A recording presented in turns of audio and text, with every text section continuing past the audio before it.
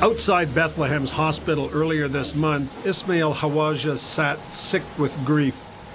The Israelis had killed his wife Huda, he told CBC, with an explosion at their home.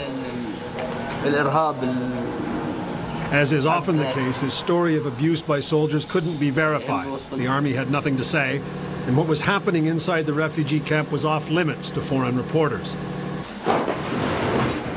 But not to the Israeli media. An Israeli camera went right along with the soldiers, right into the briefings, and right into the Hawaja home. The army blew off the door, and inside found Huda Hawaja mortally wounded on the floor. Ismail Hawaja clearly thought at that point his wife would live. He begged the army to let an ambulance through. There were delays.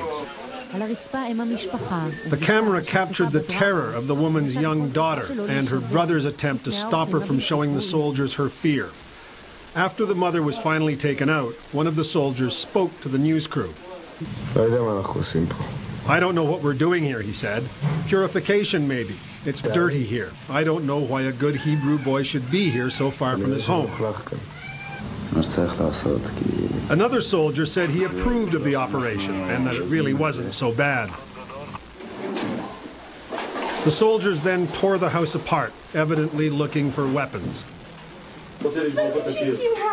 In another scene, a girl begged soldiers not to demolish her home's wall, but in vain. Soldiers commonly smash walls to get into adjacent houses. This tape was actually not supposed to be aired. The arrangement is this. All three networks here agree that if the army doesn't like what's filmed, the footage is never broadcast.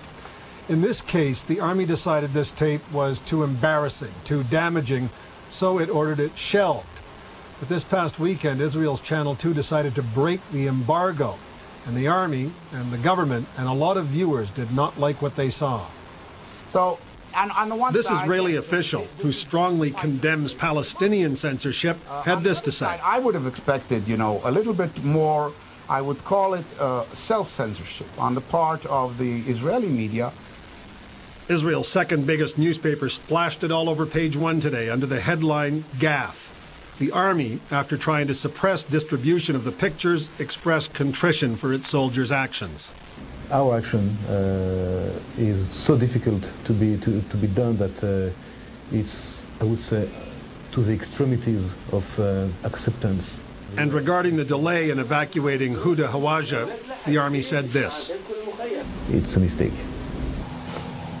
Neil MacDonald, CBC News.